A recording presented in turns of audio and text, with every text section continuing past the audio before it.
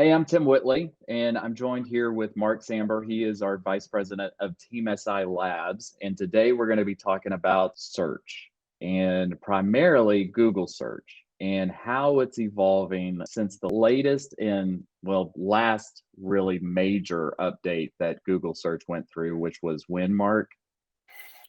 Well, probably the biggest one recently was the Core Web Vitals update, which was back in July of 2021. But they've had a few since then. There've been other, but this one this past August was probably the biggest in a while. And in our chat notes before we were talking about this, it looks like a lot of things are going to be helping with e-commerce and et cetera. But let's start off at the very top, which is this buzz that we started hearing about a couple of months ago about generating search results for helpful content. Can you explain to everybody what that was intended to do and where she is on the track? Sure. Yeah. No, that's a good question because helpful content. It sounds helpful, but really, what does that mean? What is helpful content? And so Google announced in August, the end of August, that they were rolling out this update that they called the Helpful Content Update.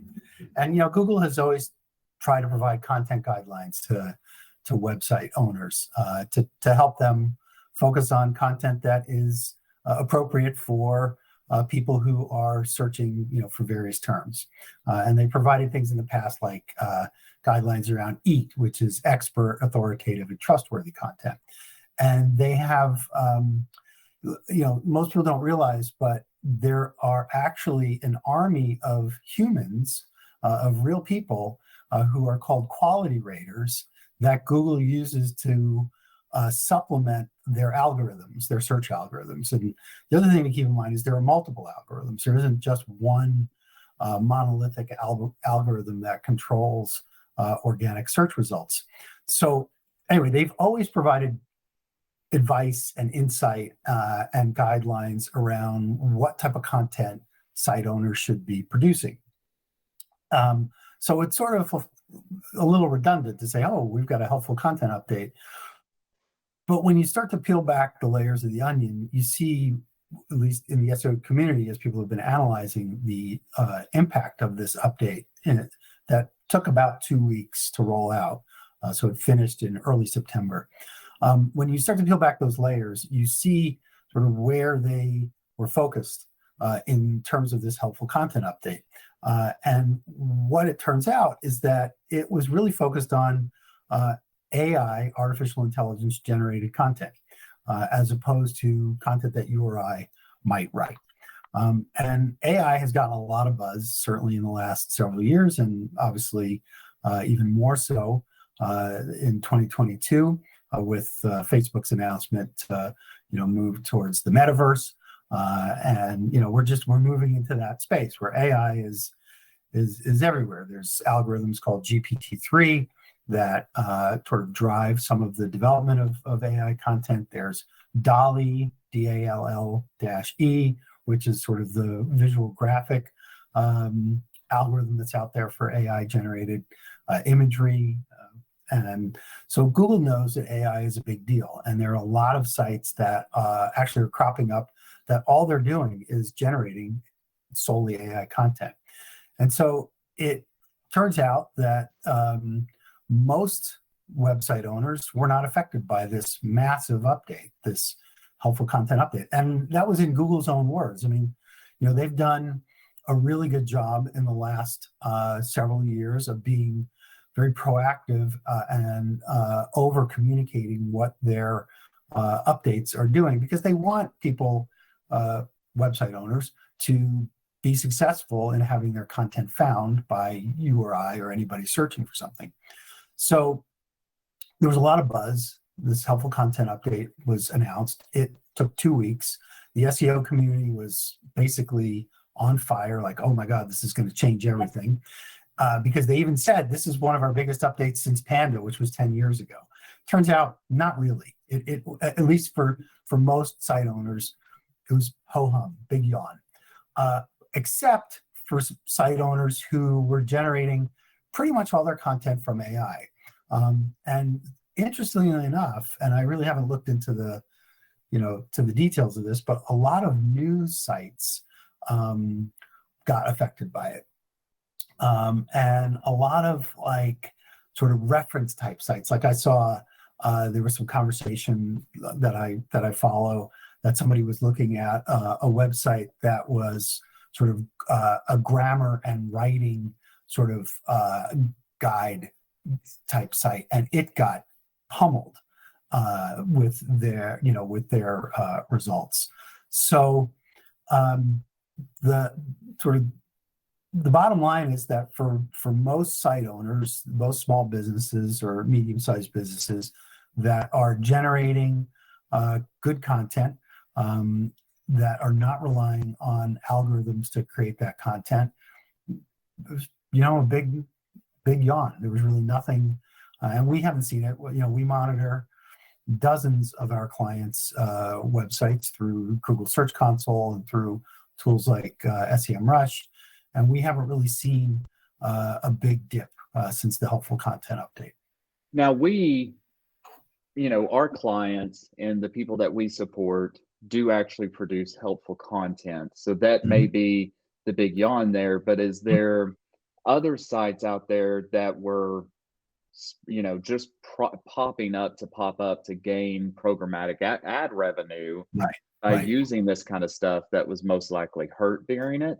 Correct. Yeah, that's basically, those are the type of websites that felt the biggest impact. And like you said, our clients, that's not what their game is. So, we haven't really seen our clients take a hit on this, but sites that were just cropping up in niches just to sort of, capitalize on that programmatic ad revenue and to basically rely on algorithms to build their content. Those are the sites that took the hit. Okay, yeah. And I loved when you said you were talking about all the different algorithm names and how you mentioned that there's not just one algorithm, because a lot of people look at Google as just one big machine, which it's a big machine, but in machines you have parts, and those parts operate differently to make the whole machine work. And I don't want you to go really into detail because it's probably a lot, but can you explain that a little bit? I think people have a problem understanding whether it was the Panda update, I love that name back in the day, or whatever it is. They come up with unique names, but they don't all fit the same solution. True, that's very true. So yeah, they had Panda, there was Penguin before that. There was the Core Web. They've gotten less creative with the names, like the helpful content update. It's really not that creative. It sort of says what it is, but over the years, they've had many different algorithm updates. And what's interesting to me is that, to your point, there's more than one component to the algorithm. There's more than one algorithm, and there's the core algorithm, and they actually just had a core algorithm update that launched on September 12th, which is different than the helpful content update because it's dealing with different aspects of their algorithm.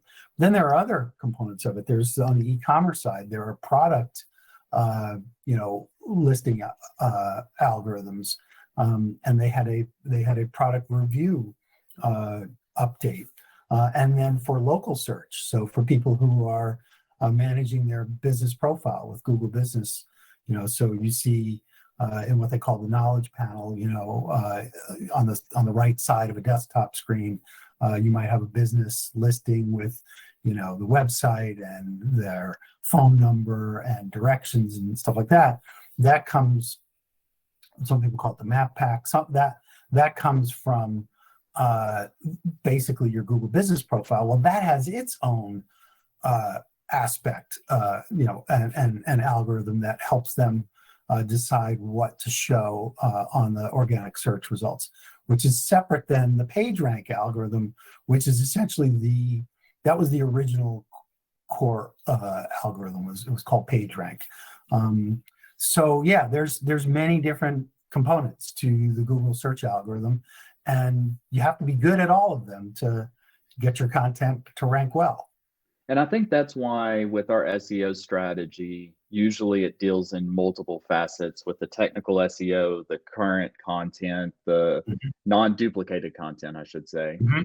and then the business directories, right? So work all Right, those three in tandem, and then you're eating up most of the pie there.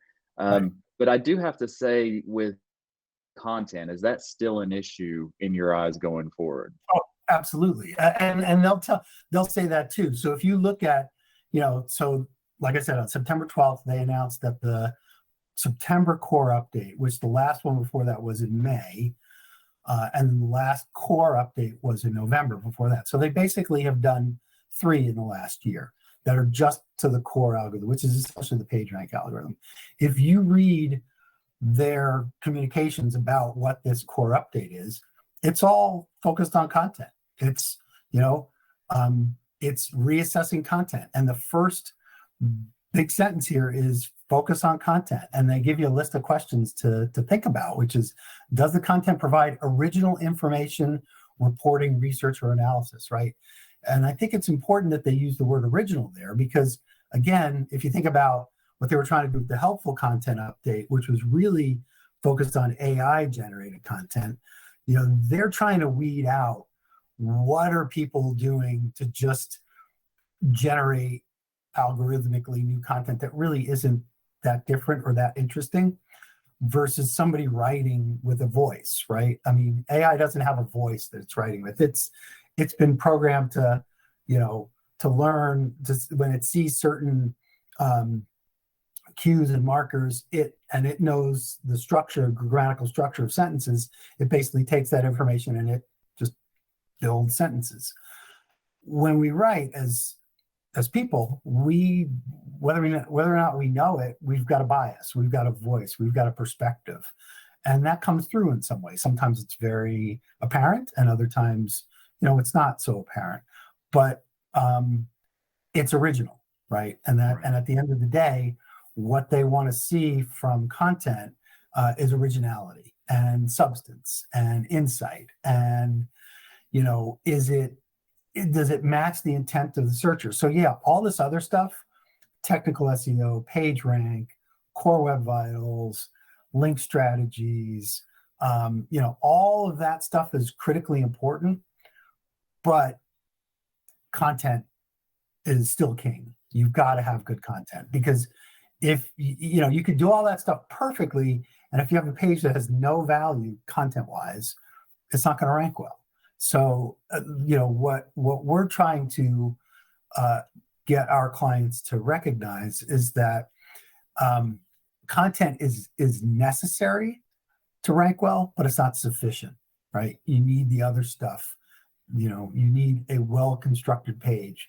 You need it to load fast. You need it to have all the right metadata. You need it to, if you got e-commerce listings, you need it to have schema so that Google can find the categories of your products and do that. You need all that, but you got to have good content to start. Yeah. So yeah, it comes down to. And I may throw you for a loop here, and I don't mean to at all, but for our client base that either has, a manufacturer or a franchise owner or a, let's say, chain of hospitals that have multiple websites, they issue a press release. And then the manufacturer wants it all on the 3,000 websites that are in North America. And then so does the national hospitals. And I can go on and on and on. But how does that affect the duplicated content? Is that the right thing to do, or is that? Yeah. So that you bring up a really good question and a challenging situation or scenario that has to be thought through. What's the goal? What's the end goal?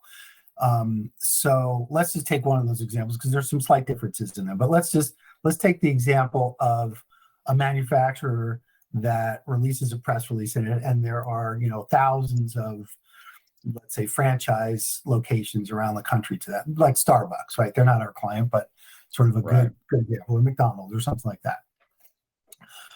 The challenge there is that the parent company is probably in most cases going to benefit the most from that content. And there's several reasons why. And probably the biggest reason is that at the end of the day, they're the bigger entity. They have more traffic, in all likelihood, going to their website, because traffic is a component of the algorithm, right? And traffic obviously isn't based on content. I mean, at some level it is, because you have good traffic, you're going to get more you have good content, you're going to get more traffic. But in this scenario, say McDonald's or Starbucks, the corporate entity is likely going to get most of the organic search benefits of that. But if the local franchises or the local outlets, want to get some of that, there has to be a clear strategy that allows them to get some of that benefit. So in other words, they would have to publish that content too. Now, you asked a question about duplicate content. There's ways to address that through canonical tags, but if they're on different web domains, it's not really going to penalize them as a local outlet from the corporate, because Google knows that it's part of the same entity umbrella, but it's different. And the local aspect of the search is where it's going to come into play. So if I'm in Pittsburgh and McDonald's releases this, new frozen shake machine, right? That's going to make better frozen shakes with 2 shots of espresso in them. And I want to search for that locally. I want to say, what's the new frozen shake machine from McDonald's. Google knows that I'm in Pittsburgh, and if my local Pittsburgh McDonald's dealer has or that same content that McDonald's corporate has, it's going to return both. So I'm going to get the general McDonald's corporate site because they've got so much authority, they've got so much traffic, they have all this link juice built up for years. But because I'm in Pittsburgh, I'm probably going to get the Pittsburgh McDonald's if they've done a good job. Right. And Google's not really going to care too much that it's the content is basically duplicate. Now, if they just copy the page wholesale and just drop it on their website, that could be an issue. So a couple of different ways to look at that. I think it's, there are cases where, if you're literally just injecting the code from the corporate site to your local site, okay, now we got to deal with it a little bit differently.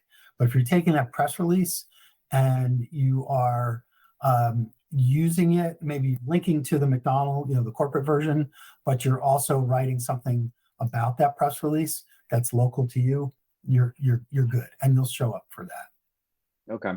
Right. And then, one of the bigger things in the tight-knit community of SEO people, such as yourself and our entire team, usually the rumor mill is pretty spot on because it's so niche and y'all are pretty good at that. But we've heard about multiple things that are coming towards the, front line of being released. Do you want to talk about some of those things?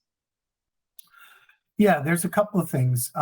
So there's in the local search arena, there's some scuttlebutt or chatter about updates to that local search algorithm that are impacting business listings and impacting them showing up in what Google calls the enhanced SERP features. So, things like news elements, things like product listings, things like the people also ask questions, FAQs, stuff like that. So there's some chatter that is happening. There are some big changes coming down the road for product reviews. They haven't released that yet, but they're talking about that being a fairly significant change that's coming. And there's other stuff too, like there are some updates to the Search Console for merchant listings report. So they're now providing more structured data information in the Search Console report. So that's a brand new feature. Literally came out on Tuesday, so 3 days ago. And I think people are still trying to, process and assimilate, what that means. Basically, what it means is they're going to get better data on how well structured their schema for their product listings is showing up in SERP, which is great. So it's more visibility. But I don't think people have fully, and I know I haven't had a chance to, fully interpret how that's going to impact stuff. But for those clients of ours who have e-commerce websites, it now gives us, more data to understand why are they showing up or why are they not showing up for these features. So I see that's a pretty big improvement, because really before it was just a big black box. And I think that's overall, a note I'd like to sort of, stress is that there's been a nice evolution in what Google has provided to the SEO community. You mentioned it's a pretty niche community, and it is. Obviously, we're pretty much search nerds. They have been much more open and forthcoming about what they're doing to the algorithm, whereas in the past, and it still is to some degree, but in the past it was very much a black box. And the favorite line of an SEO person is "it depends," right? When asked any question about SEO, that's a stock answer, because it depends, right? There's so many different variables, and anybody who tells you, in my opinion, anybody who says, "Oh, this is exactly what you need to do, and this is going to, have X result," I don't subscribe to that. There are many cases where that can be, and I think Google's done a good job of telling us, here's what you need to focus on. Like, actually, here's a good one. This actually just came out, I think yesterday. I saw in the chatter. So John Mueller, who has been a long time search liaison, he's been sort of the public face of Google search for over a decade, at least as long as I've been really focused on SEO. And he's based out of Zurich, Switzerland. Super nice guy, obviously extremely knowledgeable. But it was always sort of a cat and mouse game with him about, saying things and answering questions and giving little snippets of information about what search is. Well, that's completely changed. They're now doing, John leads this roundtable of FAQs. I think it's every 2 weeks, where people can submit questions, and he and his team of other Google search employees will answer those questions. And so they just answered a question yesterday, or within the last couple of days, about, somebody asked about word count and how long does my copy need to be? Because we talked about, content's really important. John basically said word count does not matter. Don't look at word count. And if I did a search for, SEO advice on, word count length, there's probably a billion results. Oh yeah. Right. That, people have always said word count. You gotta have 250. I remember when over a decade ago, it's like, oh, if your web page has less than, 300 words, it's not going to rank. Well, True. Literally this week, September 2022, they just said, yeah, don't pay any attention to that. It's not, word count doesn't matter.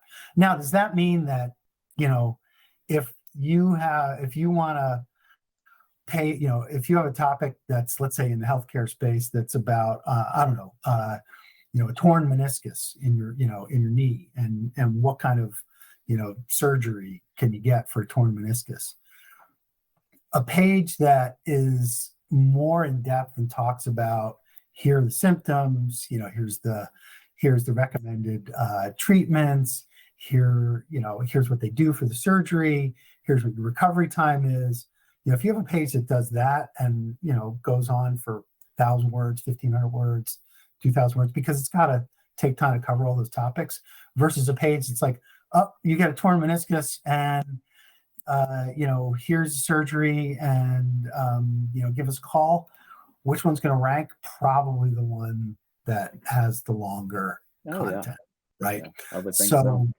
Again, it depends, right? So even though the latest advice is don't pay attention to word count, which is true, you still have to realize that, if I want to talk about this subject and I want to inform and educate people, you probably have to spend a little bit of time writing about it. And don't let a AI algorithm do the writing. You do the writing. That's and I guess it just depends about in depth too. There's only so far you can take one subject in depth to another, to your point with the niche surgery. I mean, that you could write 3,000 words on that about the symptoms, etc. Right. So no, totally get it. Totally get it. So signing off, what last words do you have for us? Well, I'd say one, focus on content, because it's still the most important thing. Try to write in an original voice, follow Google's guidelines, make sure you're working with an SEO team that understands your needs and understands that everything depends in the SEO world. So that's what I'd wrap up. All right. Well, thank you, Mark Samber, Vice President of Team SI Labs, and oversees our SEO team with some very fantastic and smart people. We appreciate it. See you next time. My pleasure. Thanks, Tim.